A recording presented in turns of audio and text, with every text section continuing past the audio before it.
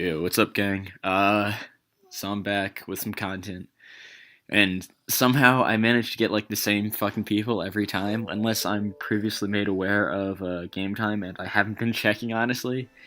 But hey, I gotta generate some clicks, right? But this is Joey versus Sage. RU. Sage was somewhat recently traded over to the Raiders, who was filling in the gap for Sayonara into Kingler into now this. And well, to catch up briefly, we had a Sash Roserade on Gudra, who ended up taking a crit freaking Sludge Bomb, bring it down to half. And then we had, let me see, so we got that, we did the crit, we did Rabambi coming in, dealing how much with Moonblast? Not much, which would indicate to me either a very specially defensive Metagross, which isn't outside the realm of possibility, or a non-spec Rabambi, which is weird, because usually that's the niche of it. And then the the Blastoise rather spun into the Virizion here. And we've got a bit of an interesting situation going on because Sage's team is looking disadvantaged by the current situation. Ooh, overly aggressive Stone Edge, trying to catch the Rabambi, which I get, but in the same breath, you never make the Rabambi play there because of how useful it is in this matchup. Looking at the composition of the team, I have to imagine this is a Scarf Noivern, but notwithstanding, we're looking at a very difficult situation for Sage because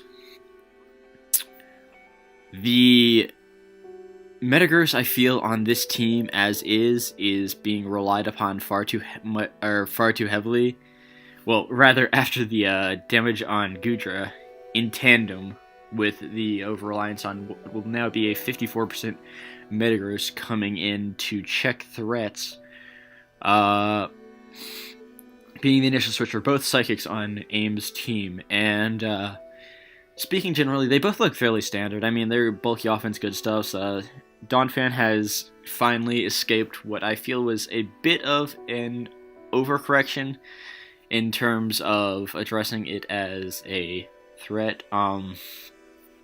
Making an interesting play there. I guess I was figuring that he would want to preserve his, obviously, Scarf Gun, because it's Flygon, whatever. Going for that, and going into the Blastoise, recognizing that the most likely set for Sage here is going to be the Scarf variant, meaning that even if it goes for, like, splurting a Z, either Fly or Dragon, I would say more likely to be Fly here, just because he has pretty sturdy checks to Tyrantrum and the like, which are usually what you do. I mean, sometimes there are cases where the extra damage from Devastating Drake is important for, say, keeping up spikes versus a Blastoise, but in this context, I don't really see it.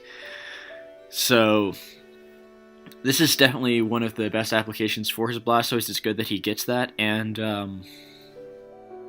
I do generally like Joey's team. It's kind of, cut and dry, and of course, Scarf Gun's trash, and I don't like it here, because, I mean, sure, I understand what it is. It's like, he built it in such a way that he needs momentum more than he needs that to be a Zygarde, but usually with this kind of team composition, it's just bad, because it's so reactionary and insufficient for the job at hand.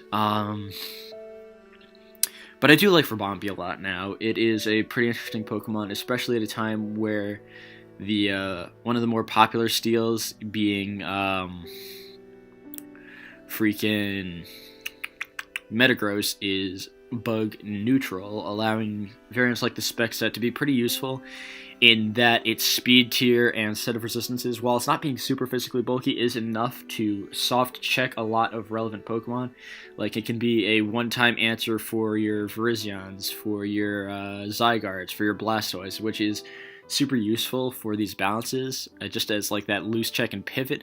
And golly, their timer's running down. I think that Joey is at this point just going to fodder off the, oh, he's gonna actually go for it, okay. Nice, but yeah, like I said, that is fucking loads of damage, but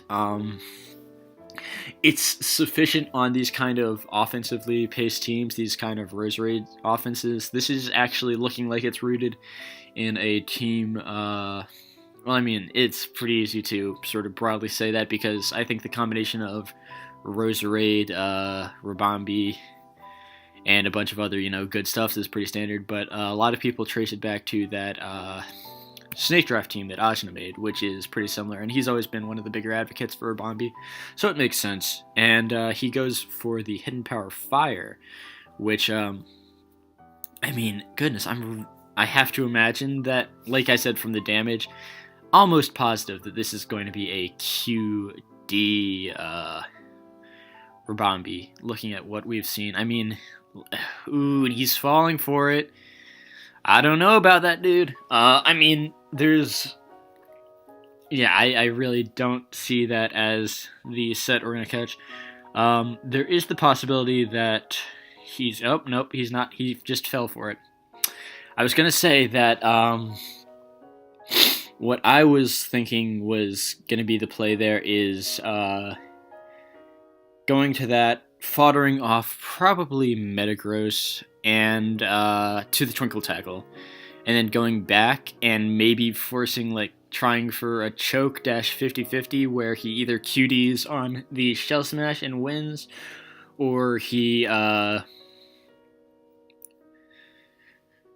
fucking just gets hit with the Stone Edge. I don't know. It would be forcing a choke or something, but nonetheless, it's better than what he has here. And I don't know. I wasn't a fan, but thanks to that crit, he's able to edge through the Blastoise. But I feel at this stage it's just not enough.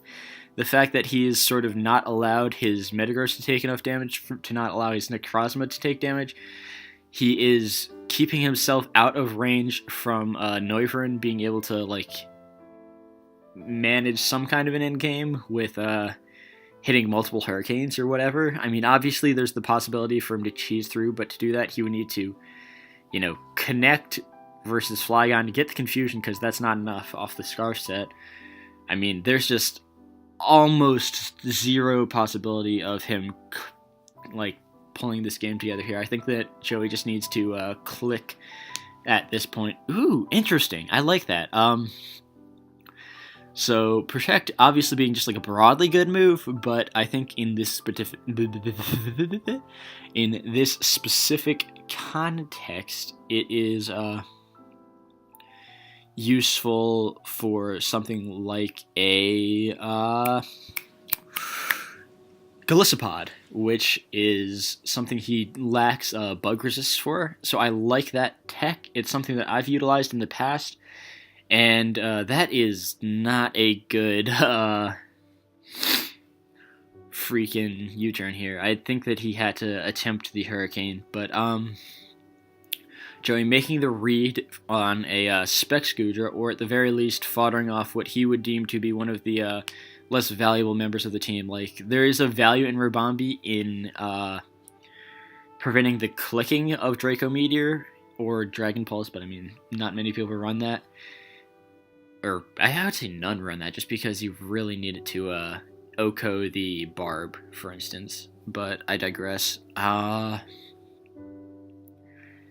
mostly playing off the fact that it was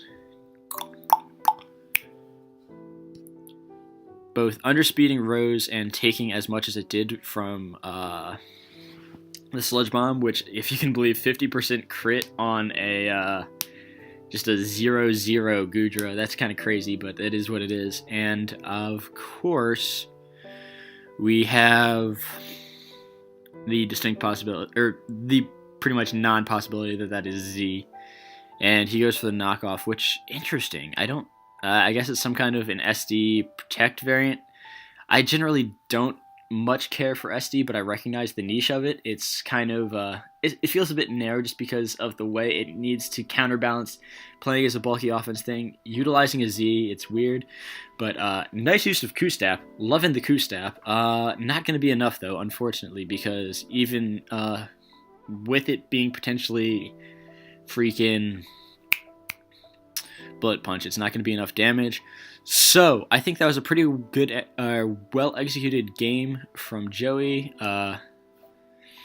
Interesting ideas across the board, but I feel like it just the way that Sage executed the early game was not conscious of what he needed in the end game. Like, it's really easy to just play reactively in the beginning, but I think that the key difference between like good to great player, because it's really hard to kind of evaluate that kind of thing, is recognizing in the very first stages of the game to be like, hey, I need, say, my Metagross to be very healthy, or I need my Goodra to be healthy to the point where it can do this, that, and third. And I don't think that was present in the early game of this. That being said, Joey definitely had a decent advantage in what he brought. I think that he prepped pretty well, even though, of course, Scarfcon is trash. So I'll give him that one, and thanks for watching, y'all. I'll try to actually maybe,